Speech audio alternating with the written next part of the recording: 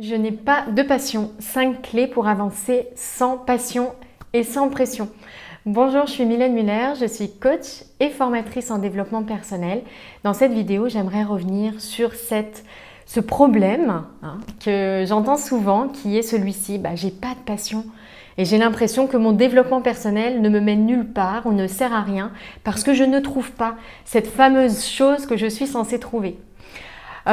Alors j'aimerais vraiment revenir là-dessus parce que même dans mes formations, je me suis aperçue vraiment de ce contresens en fait, quelque part, de ce piège dans lequel on s'enferme, alors avec plein de bonnes intentions au départ, et puis on s'aperçoit que ça peut devenir en fait cette solution un problème. Pour moi, ce piège, c'est vraiment la pression de la passion. Je vois beaucoup de personnes qui attendent de trouver le fameux talent caché que personne d'autre n'aurait, avec souvent un petit peu cette idée reçue qu'un talent doit être un talent un petit peu artistique, quelque chose de concret, qui produit des choses, vous voyez, concrètes et palpables. Ou bien ces choses qu'on pourrait faire des heures sans s'arrêter. J'ai aussi beaucoup de personnes qui sont à la recherche de ça, puis qui en fait à un moment donné se disent mais il n'y a rien que je ne peux faire des heures sans m'arrêter, j'aime faire plein de choses différentes. Bref, cette idée qu'on a tous une place et une seule, une sorte de mission de vie, eh bien ça met vraiment une pression sur ses épaules quand on n'y arrive pas, quand on ne la trouve pas, cette fameuse mission de vie. Je dirais qu'ici, alors à la base il y a une bonne intention. Il y a une bonne intention qui est de se dire et de transmettre l'idée qu'on a tous quelque chose de beau à apporter. Voilà, pour sortir un petit peu de ce dialogue intérieur plombant qu'on peut avoir, je suis nulle, je ne sers à rien, etc., qui peut être très désagréable, c'est comme si on était un petit peu tombé dans l'autre écueil, de se dire, eh bien, si on a tous une place à trouver, et ton objectif, c'est donc de trouver cette place et de te consacrer à trouver cette place. Et je crois que derrière cela, en fait, il y a une sorte d'instrumentalisation du cheminement personnel et spirituel. Et c'est tout simplement un signe, j'en ai déjà parlé, mais de l'ego spirituel. C'est-à-dire qu'en fait, comme on n'a pas pris de recul avec ce mental qui tourne et qui prend toute la place, eh bien c'est à nouveau lui qui prend toute la place, sauf qu'il s'ajoute des outils de développement personnel et spirituel. Donc il s'approprie les notions, les pratiques pour trouver des objectifs. Et cette instrumentalisation, je trouve qu'on la voit très bien dans cette thématique de la passion. On la voit aussi très bien dans la méditation. Bien souvent, la méditation, et surtout, j'ai envie de dire ici, en Occident, on découvre un petit peu tout cela. C'est vraiment un instrument, on l'a totalement instrumentalisé. La méditation, c'est un outil pour être moins stressé, un outil pour être plus détendu, un outil pour être plus performant. Les entreprises également l'ont repris comme ça. Donc bref, on a totalement instrumentalisé tout ce cheminement pour quelque chose. Là, c'est pareil avec cette notion de passion. C'est en fait ce cheminement personnel spirituel aurait comme objectif de m'aider à trouver ma fameuse mission. Et puis il y a aussi cette idée sous-jacente qui est problématique de se dire il y a une mission par personne, il y a une bonne place. Et là, on voit que derrière cela, il y a une classification, une hiérarchisation. Du coup, il y a ce qui est ma place, ce qui n'est pas ma place, il y a ma mission, pas ma mission. Et puis, dans cette idée d'objectif et de classification, on voit bien un petit peu que quelque part, on commence à se moquer du cheminement et qu'on consacre toute notre attention au résultat, à la destination qui est de trouver cette fameuse mission, cette fameuse passion. Et en faisant ça, eh bien, on est tombé dans ce piège du développement personnel qui est de simplement en fait, nous mettre une pression de plus sur les épaules, ce que certaines personnes appellent l'apicratie. Et je trouve, dans ce contexte-là, à juste titre.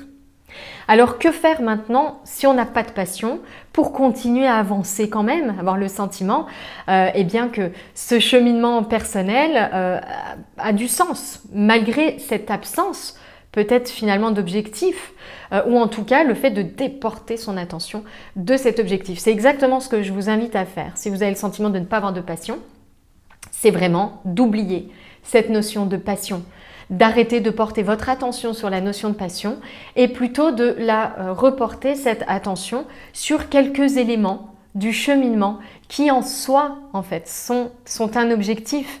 Ce cheminement personnel, c'est un processus, un art de vivre en fait à mettre en place. C'est pas quelque chose qu'on fait pour trouver sa mission.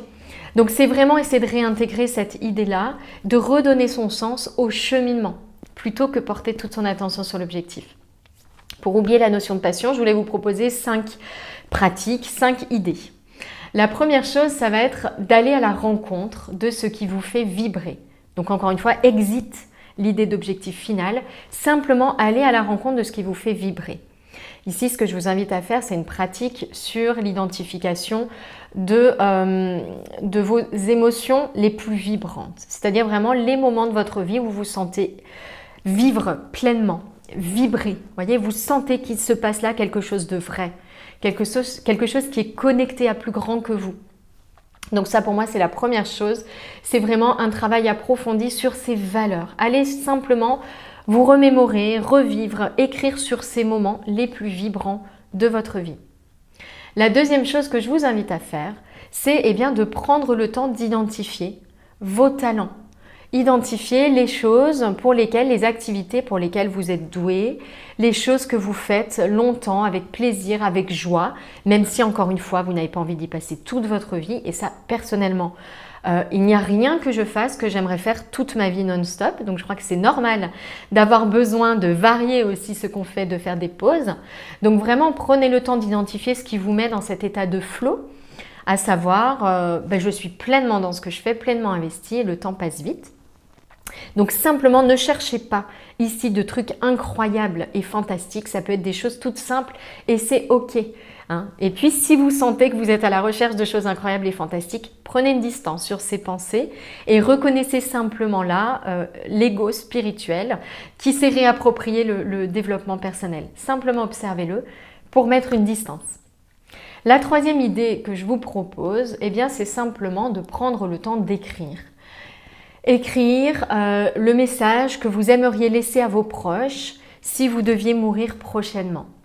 Simplement prenez le temps vraiment d'imaginer cela, de visualiser et d'écrire ce plus beau message. Simplement ce qui pour vous est essentiel. Vous allez faire en fait ressortir de cette pratique votre essentiel, au-delà de tout ce qui peut être plus superflu, vont rester vraiment les choses les plus importantes pour vous. Prenez simplement le temps d'écrire cela. Quatrième pratique que je voulais vous suggérer, c'est également de prendre le temps d'identifier les plus grandes leçons de votre vie.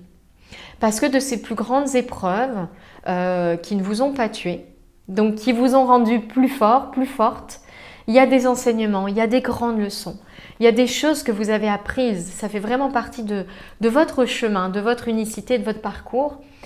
Simplement prenez le temps d'identifier ces plus grandes leçons. Qu'avez-vous appris de plus important sur vous, sur les autres, pendant tout ce parcours de vie, toutes ces expériences que vous avez faites?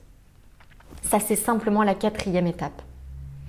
Et puis, la cinquième étape de tout cela, c'est de reprendre tranquillement ce que vous avez écrit, ce que vous avez identifié. Et d'essayer de trouver des choses, des idées nouvelles ou des choses simplement que vous faites déjà mais de le faire un petit peu plus. Donc cultivez en fait des actions, des activités en lien avec toutes ces pistes. Essayez des petites choses. Ça c'est important aussi, cette notion d'action, d'essayer. Comment est-ce que je peux utiliser cela? J'ai identifié par exemple des choses qui me font vraiment vibrer, des moments où j'ai vraiment vibré. Comment je peux cultiver cela en fait au quotidien? J'ai identifié des moments de flow où je fais des choses avec facilité et joie. Comment est-ce que je peux faire davantage ces choses-là? Et simplement, ne vous mettez pas en fait de pression. Faites simplement ces petits pas après petit pas. Et par contre, soyez attentif, attentive à ce qui émerge de ces expériences, à ce qui émerge de ces moments où vous faites simplement des activités, des tâches en lien avec ces différents éléments-là. Et encore une fois, sans pression. Il n'est pas question de trouver sa passion, sa mission de vie. Ça, c'est l'ego qui veut trouver vraiment une réponse binaire à une question infiniment complexe. Non, l'idée est simplement de voir ce qui émerge, de continuer à vous mettre à l'écoute de vous-même et de bien garder une idée en tête. C'est que cette notion d'alignement, cette notion de mission de vie, de chemin de vie, c'est avant tout un processus du quotidien. Vous allez mettre en place des habitudes et l'écoute de soi, c'est vraiment, je dirais, la plus importante de ces habitudes-là. Voilà ce que je souhaitais vous partager dans cette vidéo. Si vous avez le sentiment de ne pas avoir de passion, et comment faire pour vous sortir en fait de ce sentiment un peu d'impasse qui peut être très désagréable et démotivant dans son cheminement, surtout si on a mis toute son attention et tout son cœur sur cet objectif-là. Si ces idées vous parlent et résonnent en vous, je vais mettre un lien vers une conférence que j'anime, qu'on diffuse très régulièrement, qui est consacrée justement à ces étapes pour créer la vie qui vous ressemble. On va vous mettre le lien, je vous invite à vous inscrire à la prochaine diffusion de votre choix. À très bientôt, bon cheminement à vous.